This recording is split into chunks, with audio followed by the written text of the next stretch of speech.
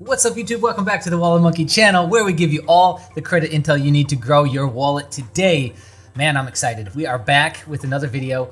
Today we're going to talk about Navy Federal Credit Union relationship building, meaning how do you best get in there? What do you do? How do you do it? All that fun stuff, right? So we're going to talk through some scenarios. We're going to talk through basically a ton of personal experience and what we're learning from the community with our head to the ground here, and what we're starting to figure out and kind of piece together is almost the system, as much as I hate to say that. So if you haven't already, head on over to Wallet Monkey. Here it is on the screen, Wallet Monkey IO, definitive guide to Navy Federal Credit Union. And boom, this has got, oh my God, it's got so much stuff. Look at what we're talking about here. All right. If eligible for a new card and a credit limit increase at the same time, apply for the new card first, then the CLI, because otherwise you could cap yourself off with their internal scoring system and how much they're gonna risk on you, as well as, look at all this, 181 days between CLIs if approved on the last one. We explain the 91.3 rule. We explain the maximum amount of credit exposure or risk that they're willing to take with each person, all that, right? And so what we're gonna be talking about is not the late night hack, even though I got the first person the other day said that it didn't work. They gave me no details though. But outside of that, I think just about everybody else is saying that it's still working. Remember that your credit profile will matter. It's not gonna work for everybody. It's not a proven science or anything like that. It's just something that works a lot. And again, it's been in a video now for like 3 months. So does it still work? I mean, are they gonna change it eventually? Are they gonna plug the hole? Maybe. So it's like you've had a lot of time to use that. Don't be surprised if it does go away, right? So anyways, let's jump back into it. So how do you do this, right? Well, first off, you gotta open your account.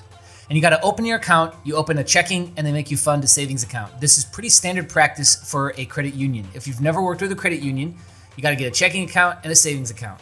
You put $5 in both if you wanted to open it up, but take $100, put $5 in a savings account, and put some in a checking account, right?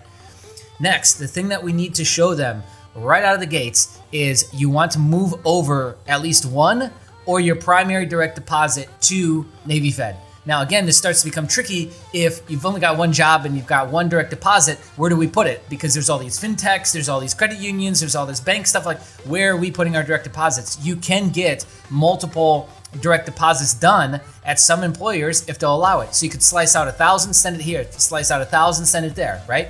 Otherwise, you're gonna have to kind of do a temporary rerouting of your stuff if you really want to take this serious and grow this, that is, right? And you're gonna have to put it here in the Navy Fed. So you gotta have some sort of consistent direct deposit / ACH happening into the personal checking account. The reason why is because they are huge about relationship. They have an internal scoring mechanism. So does Amex. We know for sure right now at this point that both Amex and Navy Fed, their internal score matters more than your credit score. Let me say that again. We know now that with Navy Fed and Amex, your internal score matters more than your credit score. So they are relationship based. You're going to get more if you've used and utilized your assets, let's call them, more so with them. How do we do that? First thing is get that transactional history. And this is true for the business side. In fact, if you have the capabilities or the capacity to do so, when you open up the personal side, now get into the business side. So what's required there is you got to pay a membership fee. I think it's still like $99 or $100. You pay that and you got to do the same thing. You get set up with a checking account on the business side. And so get that set up if you can right out of the gates, and then try and set up again weekly deposits into the business account. So now we're growing two things. We got our monthly wages going into the personal account, and even if you're pulling money out of the personal account or somehow dripping it back into, maybe you're going in and making these deposits, it doesn't really matter how, or you've got some sort of ACH funneled into the business account, whether it's a Stripe, a PayPal, something like that, and it's got a business name on it. We want to have that funneled in. Actually, I don't even think it needs a business name on it. I'm backstepping a second here. We just need some sort of ACH, which could be a Stripe, PayPal, etc., or some sort of weekly deposit into your Navy Fed business account. Because again, it's about transactions, right? And so here's what that allows you to do. Here's an example of that. I think it was 3 or 4 months set up with Navy Fed, used it as primary checking. Primary checks were coming in, right? So monthly wages were coming in there 3 or 4 months later, go to open up the business account. You got to have your articles of incorporation. You got to have your S4 letter, maybe, or A4 letter. No, I think it's S4 letter, something like that. It's basically the one you get from the IRS with your EIN. You need your EIN number. You don't need a DUNS. I don't believe you do. That might have changed. And you need full address, phone number, all the fun stuff with business, right? Which we're going to cover in a business video, everything that you need. And got set up and got approved for a $5,000 business card right there on the spot on a brand new business.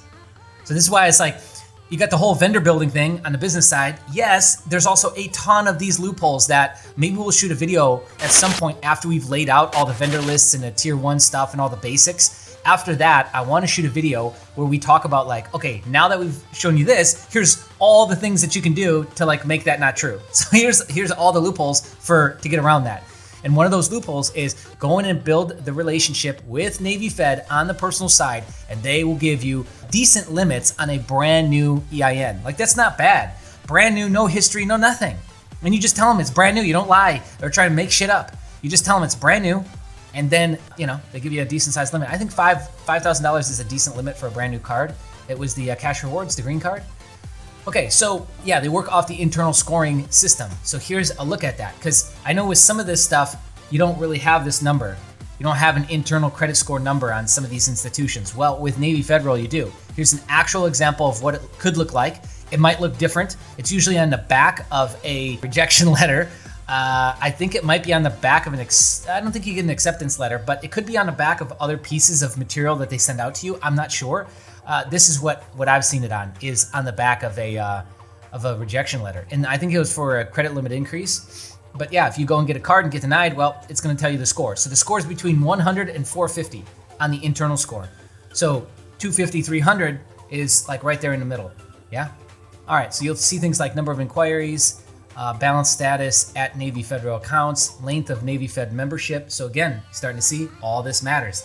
And it becomes harder for them to give you more money and extend more exposure to you when you don't have these accounts, when you don't have direct deposit hitting, when you're not using these accounts like that, right? So there is an internal maximum exposure limit that they're willing to go to.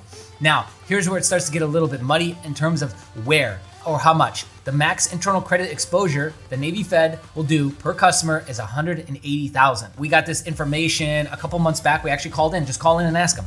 They'll tell you. Now, the only confusing thing is if we were to get 3 flagships and the credit lines there max out at $80,000, that's $240. Do you actually get that, or does it max you out at $180? I don't know. I mean, does it really matter at that point? You're doing pretty good if you get 3 flagships. That'd be incredible, right? 3 flagship credit cards. So anyways, they do have a maximum exposure limit. They've admitted that, right? That's pretty common knowledge now at this point. So what you start to get is, and that's why it's so important to get the new card before you get the credit limit increase, is because if you go get the credit limit increase and they give you a nice fat increase, you might get denied for the new card, or the new card will get like a $1,000 limit, because once again, you're hitting your maximum exposure at that time based off your variables. So they use the internal score and probably some other variables to determine what you get. And a lot of times, if you go and get a credit limit increase and they give you like a $500 increase or a $1,000 increase, I've seen this a ton of times too, and you email them and do a reconsideration line on them and try and get them to increase it, they will just flat out tell you out like, look, you're maxed out at what we can give you with your internal score. They will tell you that when you email them in the secure message portal within your Navy Fed login, or you call them, they'll tell you the same thing. So you can 100% hit your maximum threshold with them, right?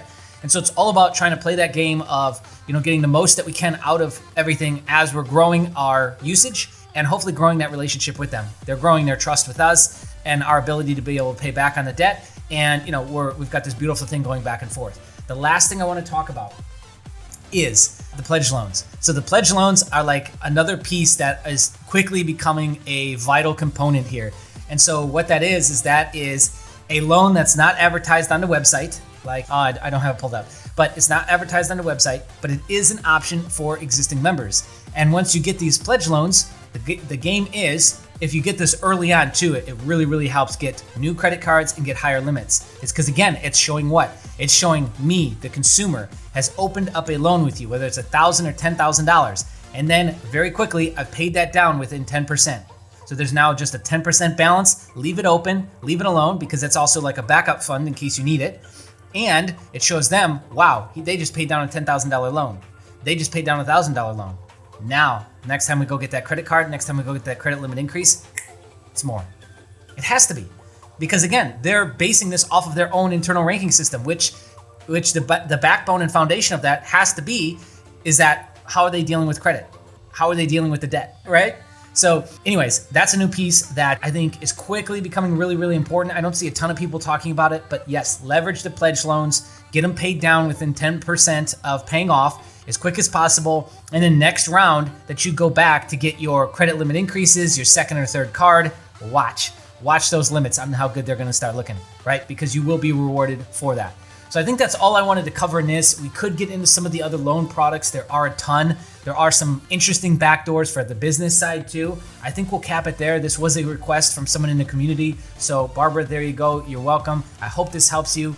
And if you guys have got any requests on videos you want us to shoot, comment below. But I think this pretty much wraps up a lot of those common questions that we get and gives you an idea of how to really leverage this. So comment below if you got questions, or if you want to suggest a future video, or just to help out with the algorithms. And hit the like button. Again, it helps out tremendously. Thank you so much for that. If you're brand new here, subscribe, hit the bell notification, and be on the lookout. More videos coming soon.